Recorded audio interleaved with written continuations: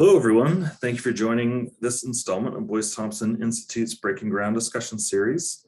My name is AJ Bushy, and I'm in the Communications Department here at BTI.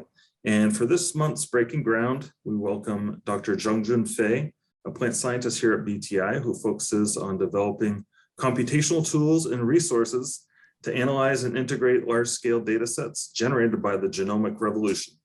And today we'll be talking about Fei's research into the origin and breeding history of the watermelon and how scientists continue to work to improve this fascinating fruit. So, hi, Fei.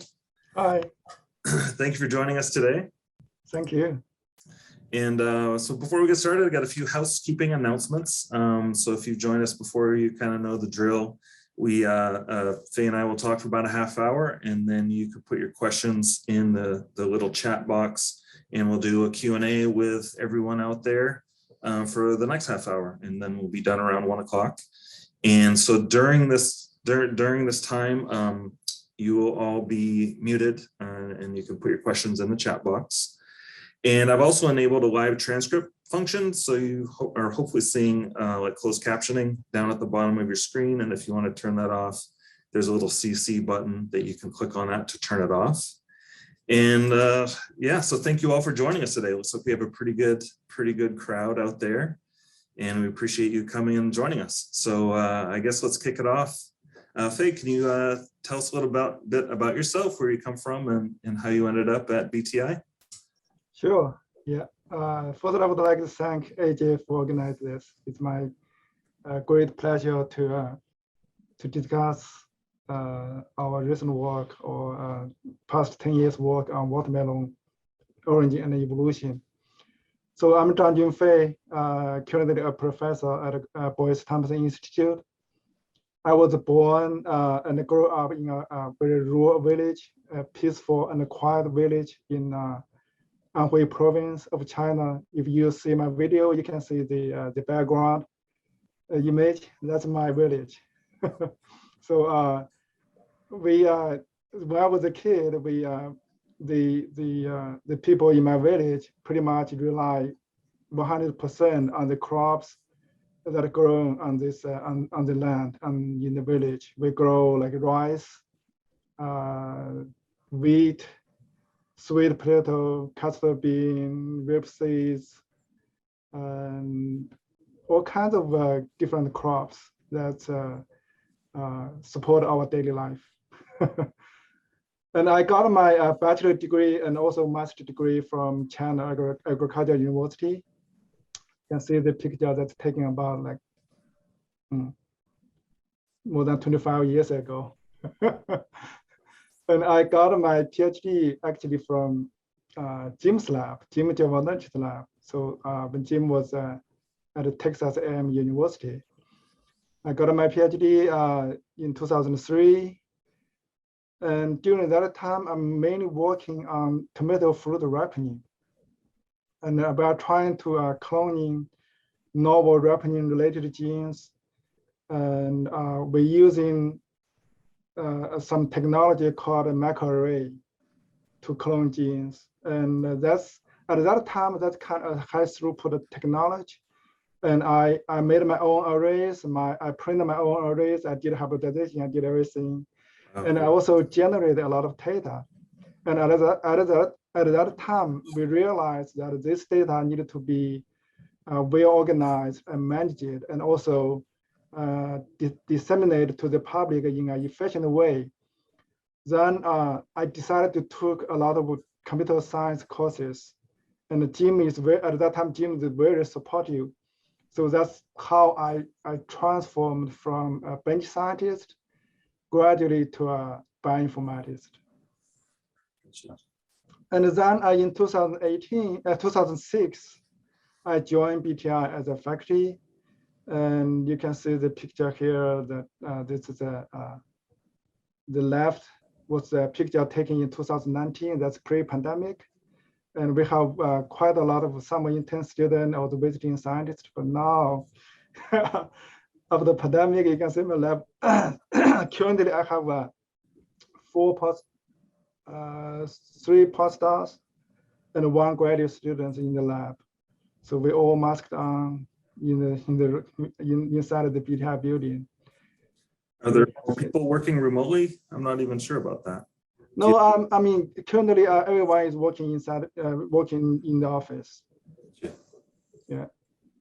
So that's much more efficient than working remotely.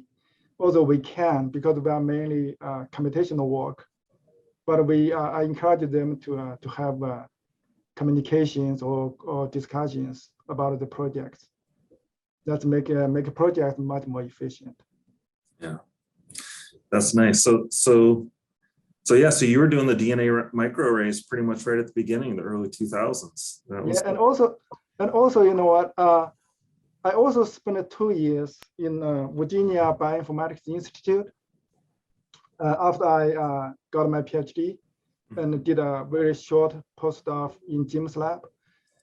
And at the Virginia Bioinformatics Institute, actually, I'm among the first users of the next generation sequencing technology. Wow. So we used 454 technology. So 454 is the first next generation sequencing technology on the market. And before they went to the market, we already used that technology to assemble a bacterial genome. And when I was at Virginia Bioinformatics Institute, that institute now is not existed. It's gone. It's become the other types of institute. But at that time, we flew to the 454 company. We discussed the project, our project, and how to use their technology to help our technology, help our project. So I'm among the first users to use this next generation technology. That's very cool. That's very cool. So today we'll be talking about watermelon. And you know, I kind of feel like I know a lot about watermelon. I've been eating it my whole life. Can you tell us something that we don't know about watermelon? Yeah, I'm sure whether you know or don't know, you know. Maybe you already know, you know. The watermelon is among the it's very popular crop. So it's a top 3 among the top 3 fruit crops, only behind tomato and bananas. So in 2019, watermelon, the annual production is about 100 million tons. So tomato is about 180, and banana is about 120. So watermelon ranks number 3 among the fruit crops. So that's amazing. I never would have guessed that. I always would assume like apples and maybe even oranges would be higher. Yeah, no, it's less than watermelon. Apple is about 90. It's close. I mean, about 90 million, and the oranges is about 80 million. Wow. And other facts about the watermelon is watermelon is a highly nutritional, nutritious fruit crop.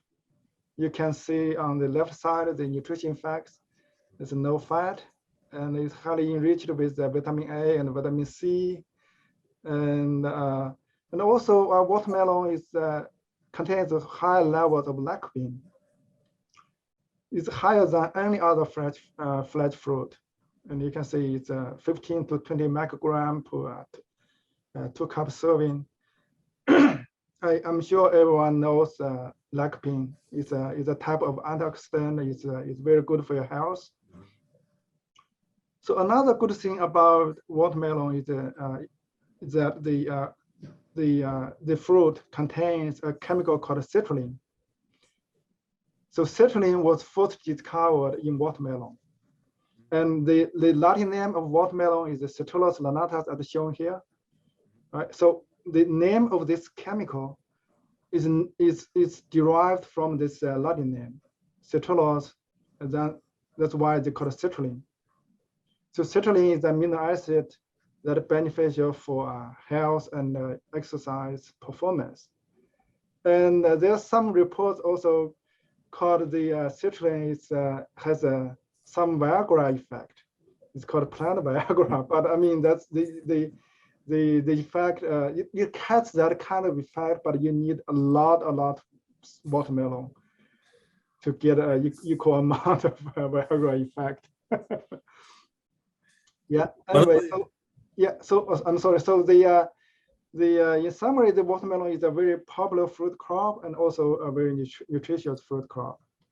Yeah, I was surprised to hear, especially the lycopene. I associate that with tomato more, but so it has even more per gram than tomatoes. Yeah, the watermelon has higher levels of lycopene than tomato. Same as you. I was also surprised when I first know this fact. Because I'm working more with watermelon, with tomato.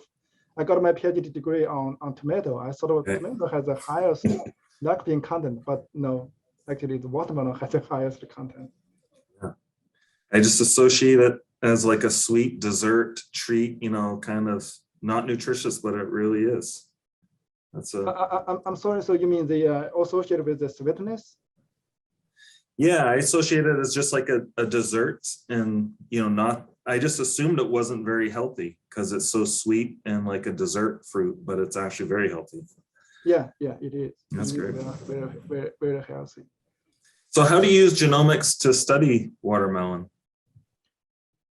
So the genomics, I think probably most of you know, genomics has revolutionized the crop research and breeding.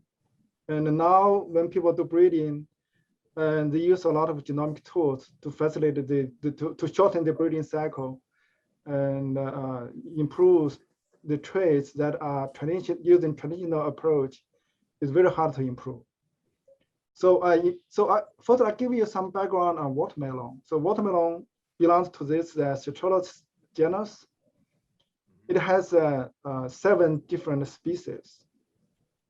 And you can see from this phylogenetic tree, you have at the bottom is a very distantly related wild watermelon. The fruit is like this. So, and then the colescensis and Remii, Iserosis, and Amaras, and Mucus pomus. Then the cultivar of the watermelon belongs to this Lanatas species. So the Lanatas species also contain 2 subspecies. One is called Cultivars. This is also in wild form. It's not cultivated. And the cultivar one belongs to this subspecies called vulgaris. Gotcha. Yeah, and the cultivar watermelon also classified into 3 different categories. So one is the landrace. I'm sure pretty everyone knows what the landrace is. And then what is the landrace? Landrace is a local cultivar that was not used in modern breeding. Gotcha. Yeah, and very kind of like ancient cultivars. So, and for modern cultivars, and you have Asian ecotype or then an American ecotype. So geographic differentiation. So this 2, you can see from the top left image that Asian ecotype and American ecotype, they have different traits because people have different preference. And in American ecotype, because they need to consider the long shipping, so the rind is kind of like thicker, and the fruit has a long storage life, is a form, and also is most American ecotype is a prolonged fruit. And but now I think it's kind of like you can see a lot of round fruit and also thin rind watermelon in the supermarket in like Wegmans. Are those the Asian landrace? So are like some of the or not landrace, are some of the Asian? Yeah, the breeding program in United States, they kind of like they get some good stuff from Asian cultivars. So they are trying to breed. So the Asian cultivars, they generally have the higher sugar content, so it's sweeter. Oh. So they want to bring that trade to United States, I think. Gotcha. Yeah. And And for the wild species, there are 3 of them. I highlight with this, the red star: Mucospermos, Amaras, and Colescensis. So they are already used in modern breeding program. And mainly to improve disease resistance, and also the abiotic stress tolerance, like drought tolerance. So the other 3, like this Isidrosis, Remii, and then Nodiniatinus, this 3 was not used in the breeding program yet. And also, we only have 1 or 3 accessions from these 3 species in our gene bank, at the USDA gene bank. So as I mentioned, that genomic tools, they can greatly help watermelon research and breeding and improvement. So that's why when we have the access of the sequencing technology, I just mentioned the second generation sequencing technology. So we started to generate the reference genome, because that's the first step for genomic research. And if you want to implement genomic tools, the first step is to generate the reference genome for the species they are interested in. That's true for tomato, for rice, for Arabidopsis, In 2000, we initiated this project in 2008, and we published the first watermelon reference genome in 2013. That was a genome called Cultivar, the genome of a cultivar called 9713. That's the East Asia cultivar.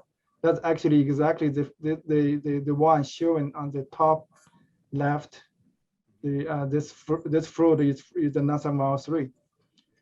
So we generate the reference genome, and then 2 years ago we improved this reference genome with the new sequencing technology. The quality is much higher. And in the meantime, we also generate a reference genome for American ecotype. That's called, the cultivar is called Charleston Gray. So that's shown here, the American ecotype. And then recently we generate and also published a reference genome for Cultivars. This is a Cultivar melon collected from Northeast Africa in Sudan. So that's this one, the 3rd picture. The land race. Yeah, the white fledged picture on the left side. Yeah, Cultivars. And we published this one early this year. And we also generate the reference genome for the 3 wild species that has been used in the breeding program. We generated 1 for Mucospermos, and 2 reference genome for Amaras, and 1 for Colescensis. And this genome have not been published yet. Okay. But it's available. It will be soon available on the website we developed. And besides the reference genome, we're also using the genome resequencing to understand the watermelon origin, the domestication history, and also the genetic basis of some interesting traits. So the genome resequencing is not like reference genome. Reference genome, you can piece together all the genetic elements in the genome into a one big chunk of chromosome level genome. Hey, it's everything, right? It's everything. It costs much more. So for genome resequencing, you just did some resequencing. You align to the reference genome and find the difference, right? Like we call it polymorphism or structural variants, single nucleotide polymorphism. So those polymorphisms are the basis for different traits, you see in different watermelons, because the phenotype was determined by genotype. The genotype was captured in the genetic elements, right? So we performed genome resequencing for quite a lot of watermelon accessions in these different species. Yeah, I see 345 up there. That's a lot. Yeah, 345 from, oh, I'm sorry. That's 345 from not only from landrace, but also from the cultivar.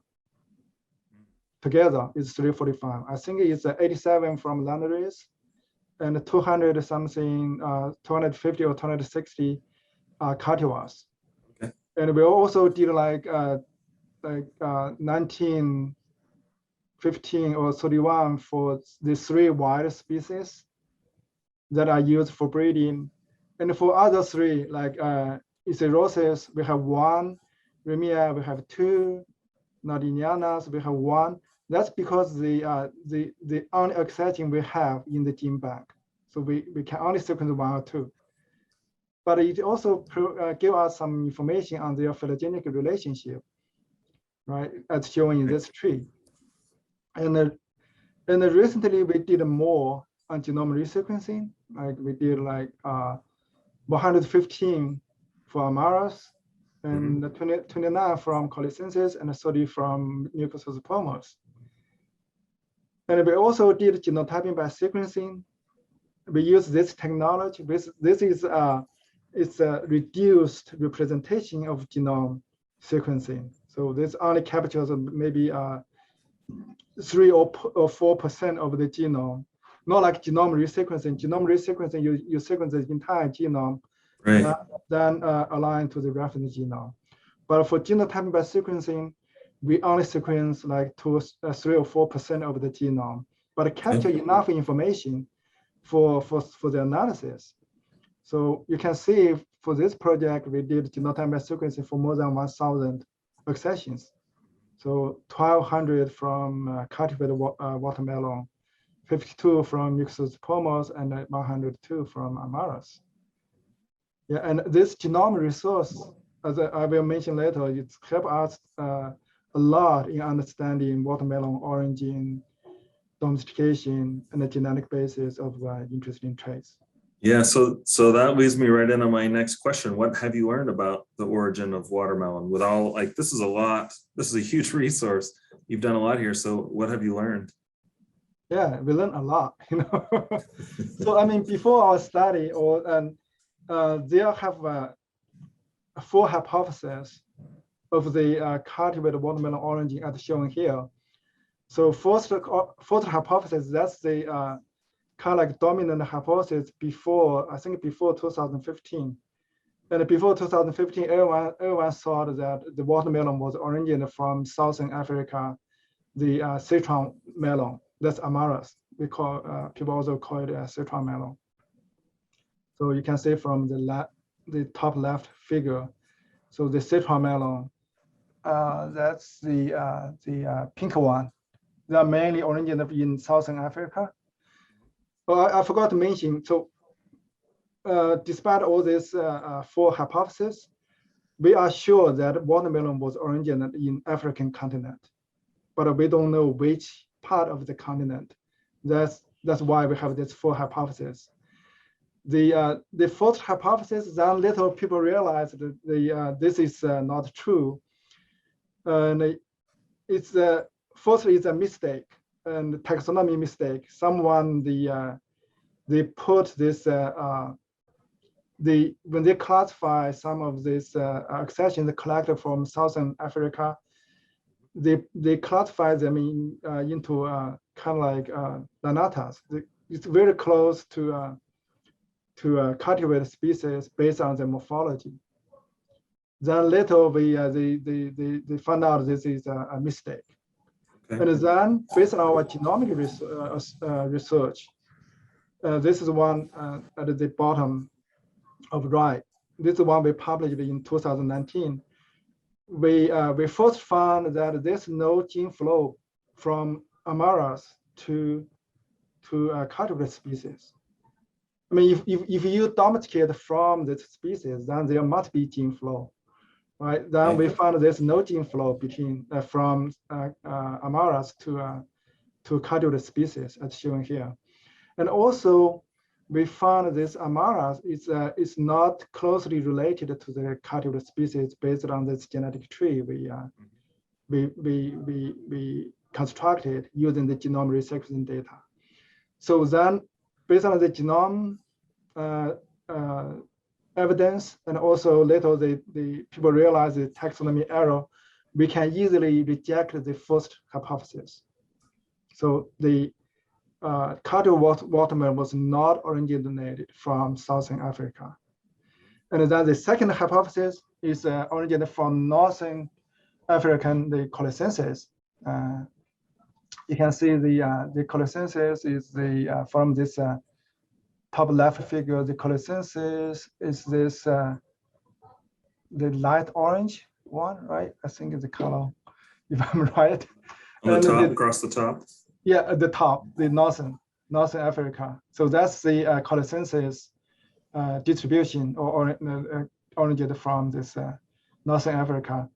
But this also can be easily rejected. This hypothesis can be also easily rejected by our population structure analysis.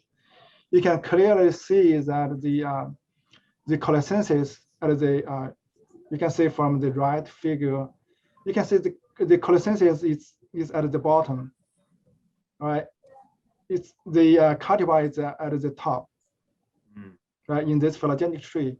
And it's distantly related to cultivar species. So it's not a direct progenitor. So it's an ancestor of all these species, like Amaras, Mycospermos, but it's not a direct progenitor. That means the cultivar was not directly domesticated from collisensis based on this evidence. And the evidence is very strong. So we can reject the second hypothesis. So now left the third and the fourth. There are still debates on the third and the fourth. So one is the third one is from Western Africa. It's called Mycospermos. So the Mycospermos, you can see this green one. Yeah. And it's also called Iguchi melon. And because this one was people use kind of like cultivate for their seeds, to use their seeds, but their fruit quality, other fruit quality was never domesticated. And the phylogenetic analysis also indicated that Mycospermos is quite close to the cultivar species. So that's why people think the West African could be the origin of cultivar watermelon. Mm-hmm. But later, especially recently, people found out that there's a wide form of watermelon called Cultivars that's collected from the Kordofan region in Sudan. So actually, I have the seeds. I have a bag of seeds of this watermelon that are collected from Sudan. It's very, very difficult to collect the seeds from Sudan because it's not safe. But our collaborator managed to collect some seeds, and we did some genomic analysis, and also, I mean, based on our previous these two studies, we found that this wide form of watermelon is the most closely related to the cultivar watermelon. You can see from these two trees. These are Kordofan melons. The left one, we got 4 accessions, and these 4 accessions are closely related, the most closely related to cultivar watermelon. And also these 2 used in this study, you can see here that's closely related to the watermelon. And we did genome analysis. We also assembled a genome for this Cultivar melon. And we found out it's highly possible that this Cultivar watermelon is a progenitor of the direct white progenitor of cultivar watermelon. And this also consistent with the paintings, the ancient paintings, the old paintings. I was wondering about those. Yeah, that's in the middle of this slides. And this slide shows the 3 paintings. The first one, they mark it as B. That's from Pharaoh's tomb. That's about 5,000 years ago. that term was 5. That means the people start eating this watermelon about 5,000 years ago, at least 5,000 years ago. And this is a watermelon you can see with green stripe and prolonged watermelon. And on the left is the 7 lotus flowers. And then on the left of those 7 lotus flowers, I'm not sure you can see, there are 2 snake melons. Okay. So that means, and also there are some grapes. It's not clear, but not that clear, but it contains melons and grapes. That means it could be the fresh fruit that is eaten at that time. Yeah, that makes sense. Yeah, and then there's another Asian paintings found in another pharaoh's tomb. It's a watermelon. That's in the figure C. The watermelon served on a tray. That means it should be a kind of like a dessert watermelon that is served for pharaohs. That this one is also about 4,000 to 5,000 years ago. Then the third paint is a watermelon. It's not that clear. You can see this bottom right. Mm-hmm. This striped watermelon with leaves, in the side. Oh yes, I see. Yeah. So it's not that clear, but you can. But if you see, if you watch carefully, you still can see that's a watermelon. But this watermelon, the morphology is more like Cultivars, and the people think they are Cultivars. Okay. The Cultivars can be eaten. It has but it's non-bitter. It has bland tasting, but has some aromatic flavors. Yeah, and so we grow this Cultivars fruit in BTI greenhouse last year.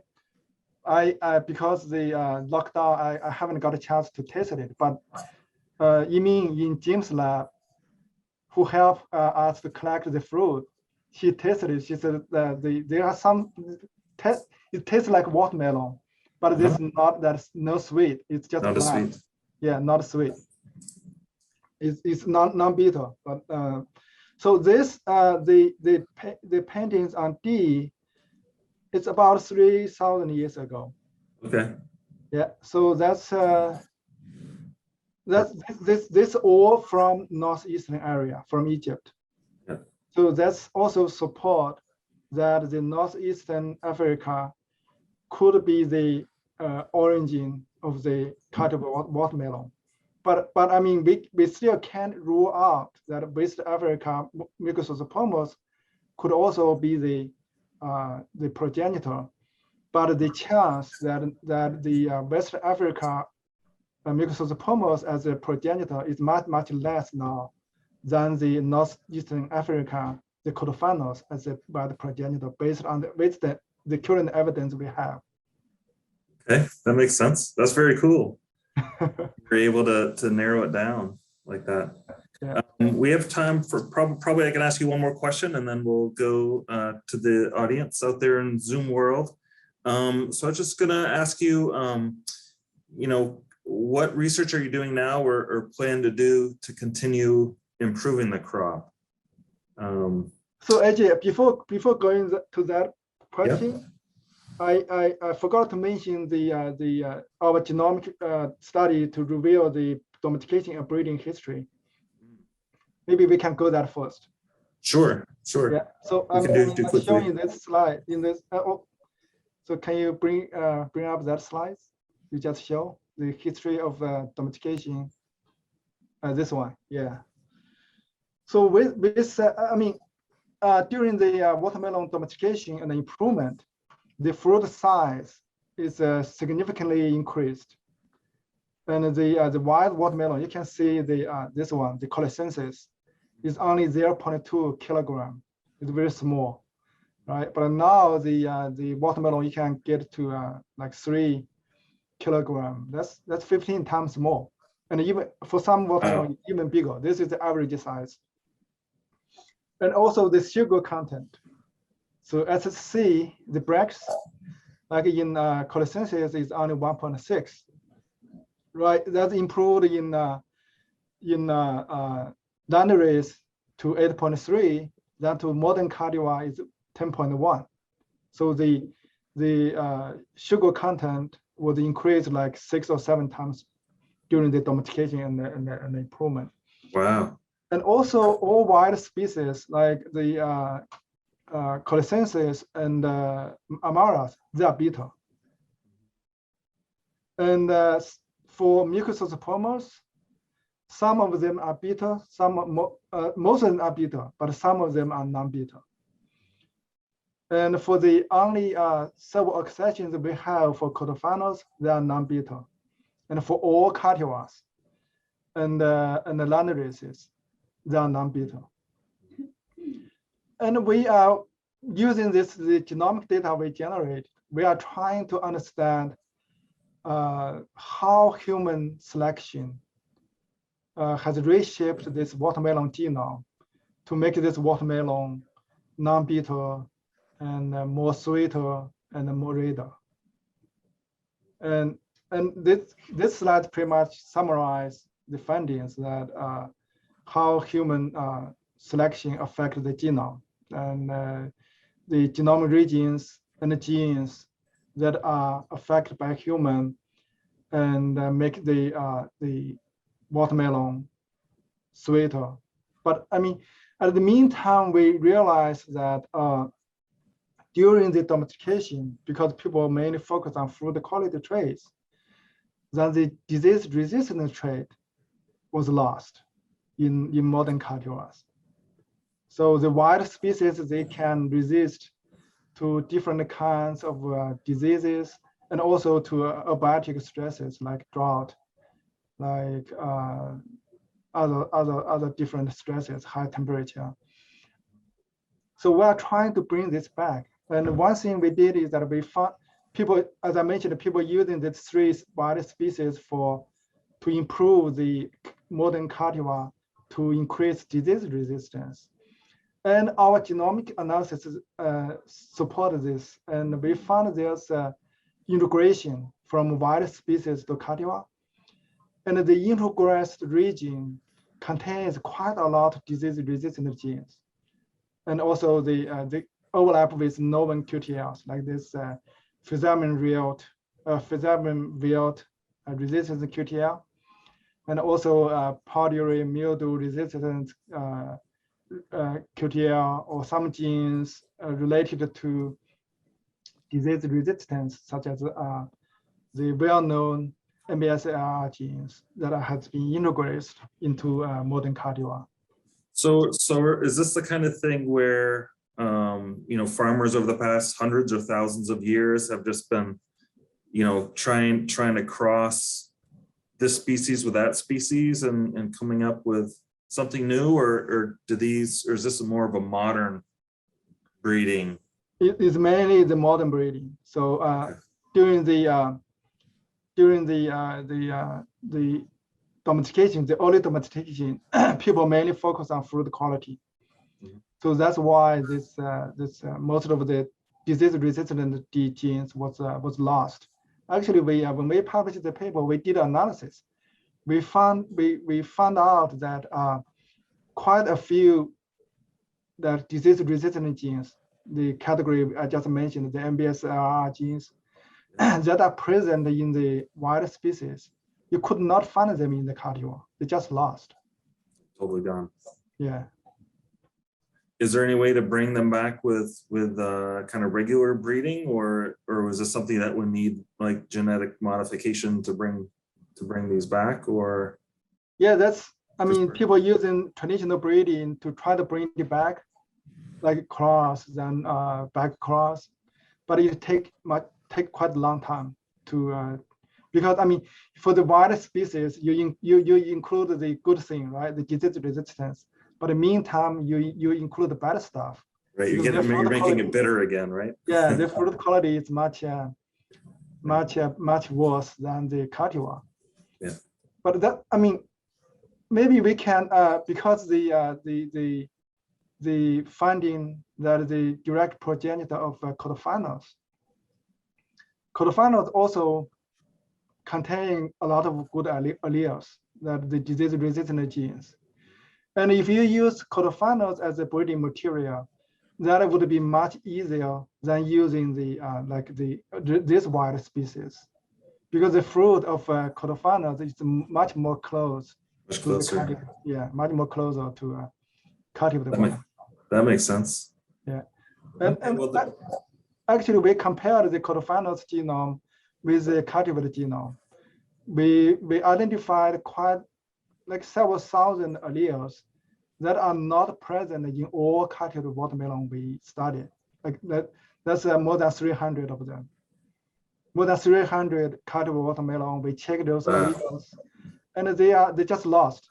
They are not in the cultivated watermelon. So those alleles could be good alleles. Some of them are good alleles for further improve the modern watermelon.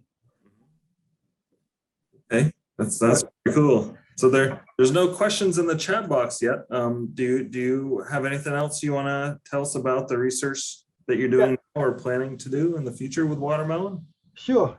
Yeah, I mean we with the technology advancement, we plan to generate more reference genome and more genome resource to help us understand the more traits, and also getting deeper understanding to the traits. Mm-hmm. So as shown in this slides, I mean the previous work I described is all based on one single reference genome. Right. You align reads, you did everything aligned to the one single reference genome, but the problem is that you can see from this this figure, the watermelon figure, you can see the phenotypic diversity, right? The fruit size, fruit shape, fruit color. Yeah. They're quite diverse. So that means some alleles or some genes that are present in one accessions, but not in the reference genome, right? So one single reference genome will not capture the entire genetic elements in this species. And we have this kind of experience in watermelon and also in tomato in other crops. And our collaborators, they cloned a gene, they mapped the interesting trait into a genome region. But that in the reference genome, that region does not contain the gene responsible for that trait. Right. So if you miss it. Yeah, it's totally missing. If you use that reference genome, then you will never clone that gene, because that sequence was not present in the reference genome. Right. So that's why people now it's using this pangenome concept. So pangenome, that it means the genome for all the captures all the genetic elements in one species or in one genus. And previously people using the short read sequence to generate the pangenome, but that pangenome is still kind of like a linear representation of the genome. It's not capture the all the structural variants in the species. Right. So with the sequencing technology advancement, so we plan to build a graph-based pangenome. I know this is a new terminology. It's kind of like you have nodes and edges, right, in a graph. This graph is not a picture. It's a graph structure. So you have nodes, you have edges, and then each structure element, structural variance is captured in the edge. And then you build this graph structure, capture all the genetic elements in the pangenome. Then you can capture or facilitate the identification of the structural variants that are responsible for the interesting phenotype. Sure. Yeah, and so now we are trying to use the we're trying to use a technology called Hi-Fi, a PacBio Hi-Fi technology, the sequencing technology, to construct more than 100 new reference grade genomes. That's amazing. Yeah. A lot of data. By 127. So for Hi-Fi, I'm not sure how many people know Hi-Fi. I can give you a little bit of background. So for Hi-Fi technology, the sequence accuracy is about the same as single sequencing and the Illumina sequence. It's very good. Yeah, but the length is much longer. So it's about 100 times longer of Illumina sequence, and also about like 10 to 15 times longer than single sequence. So the average length is about 15 kb. The single is about 1 kb. Wow. The Illumina is about 150 kilobase base pairs. So this long reads and also highly accurate reads is very good for de novo genome assembly. So we plan to use this technology to assemble more than 120, close to 120 reference genomes. So this work is ongoing, and you can imagine we generated the first reference genome of watermelon in 2008. We started that project. That's about 13 years ago. Yeah. You know how much we spend for that one reference genome using Illumina technology. The genome is quite fragmented. We spent $1 million. Wow. $1 million to just assemble that one genome. Right. But now, if you generate one reference genome for watermelon using this Hi-Fi, it's a couple $1,000. Wow, that's amazing. So that's why years, that's why we can do like 127. Right. And here the red number showing in this tree is a number of the reference genome we plan to generate, and the blue one is the one we already generate with the long reads.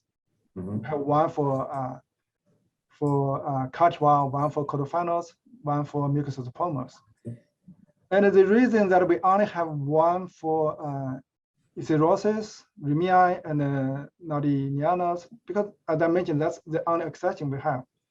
Yeah. So that's why we have the capacity to generate more reference genome for this species, but we don't have the exceptions. Yeah.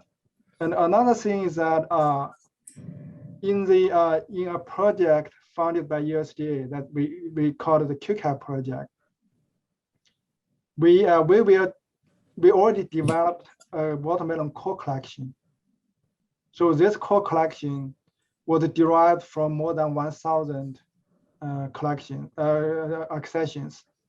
So this core collection represents pretty much like 98-99% of the genetic diversity in the entire genome plasma. Mm-hmm. So this 381 accessions will be publicly available. And we do a seed propagation, a multiplication, and the seeds will be deposited in the gene bank. So this material will be available for anyone in the world. And also, we will do deep genome resequencing for these 381 accessions. That's fantastic. So you don't need to do genotyping if you are interested in this core collection. You just get this, do your own phenotyping. And we have this pangenome, we have this genome resequencing. We call SNPs, the polymorphisms, and also structural variants, the highly confident and also highly accurate variants that are available for the public. And so this watermelon core collection and this graph-based pangenome will be extremely useful for future watermelon breeding. That's super. That is super exciting stuff. I can't wait to see some of the results from that. We do have a couple questions from our viewers. So thank you so much for sending us some questions. Which species is better preferred to use for disease resistance in cultivars? Okay, yeah, that's a good question. But the answer is it depends on which disease resistance you want. In the cultivar or or which species has this kind of disease resistance, right? I mean, first you have to screen different accessions to find the disease resistance material. And some of them maybe only exist in Amaras, some of them maybe only exist in Cultivars. And if you can find them within the cultivar, right? You screen the cultivar, you find one accession has this kind of disease. That's the ideal material for breeding to introduce other cultivars. But if you can, and if you can find this disease from Cultivars, and also you find it from Cultivars and Collisensis, both contain this disease resistance, then my choice would be Cultivars. Because the Cultivars, the fruit traits is more similar, and it contains much less undesirable traits than Cultivars. Yeah, this highly depends on which disease. Yeah, so it'd probably be easier to find in Cultivars, wouldn't it? Because they're genetically similar, or no? No, I mean for the disease resistant trait, it's some of them just lost, you know. So I'm not sure. I mean, how, because Cultivars is the material is very few, and the people did not put much attention on this species. So we are not sure what kind of disease resistance this species have. Mm-hmm. But I mean, if we have more accessions, that's actually what we are doing now. We have the seeds. We now grow the Cultivars seeds at the BTI greenhouse. I mean, now it's growing. So cool. we are trying to generate more Cultivars accessions and put it in gene bank. So that could be highly useful for future breeding. Yeah. Okay, that's great. That's cool. I didn't realize we were growing them here. That's pretty.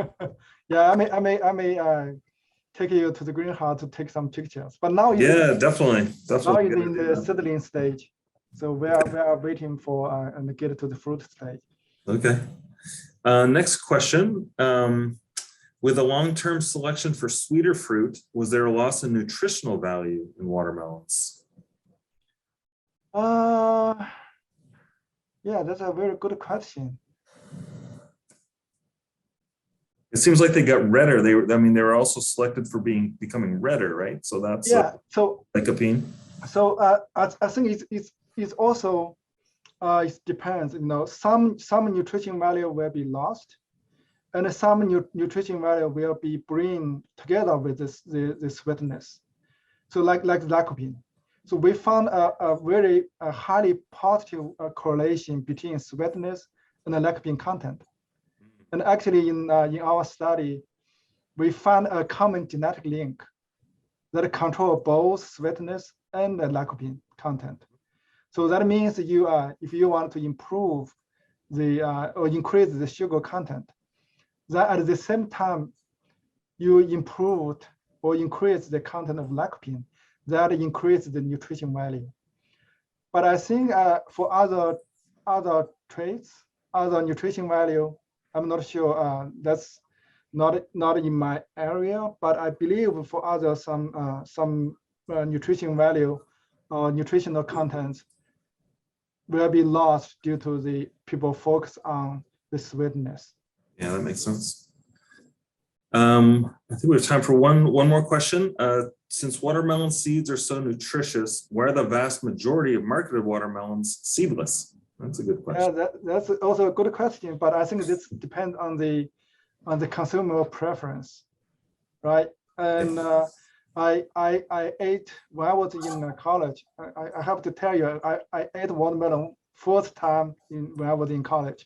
Mm-hmm. Yeah, at that time the watermelon has a lot of seeds, and the people complain about it. But it's very hard to eat, right? Yeah. You have to get rid of the seeds, and then there's a special species, as I mentioned, it's called Mycososopomus. That's a Iguchi watermelon. So that one was especially used for seeds. and you can buy watermelon seeds from supermarket. That was not from modern cultivar, but that's from the Yugoshi watermelon. Yeah, and Iguchi stew, but yeah, it's highly rely on consumer preference. interesting. Well, okay, we're closing in on 1 o'clock. I think we need to wrap it up, but thank you everyone out there for joining us. This was great. There's a lot of really good questions. Unfortunately, we couldn't get to them all, and thank you. And for those people who have questions, you can reach me by email. I'm glad to answer your other questions. Yeah, that's great. And I will have these other questions in the chat, so I can send those to you later, Fei, if you want to get back to folks. Yeah. And thank you to everyone out there who's joined us. And please join us for BTI's next Breaking Ground discussion series on Wednesday, December 15th with BTI President David Stern, who will be talking about his efforts to boost photosynthesis in crops. So that's going to be really cool. He does some pretty neat stuff in the chloroplast and elsewhere in the cells. And it's going to be a really good one. So please go to btiscience.org for more information and to register. And you can read more about BTI's current research and many other neat stories in our annual report, which you can see at btiscience.org/annual report. And I'm going to put a bunch of URLs right in the chat, so you can just have them all there as I read them off. And just like to thank you all again for supporting us. And BTI is an independent nonprofit research institute, and we operate in large part thanks to the generosity of community members like you. And if you'd like to make a gift to support BTI, you can donate online at btiscience.org/give or email our development team at development@btiscience.org. And thank you all again. Thank you, Fei. Thank you everyone out there in Zoom land. And hope you have a wonderful day and be well. Okay, bye. Bye now.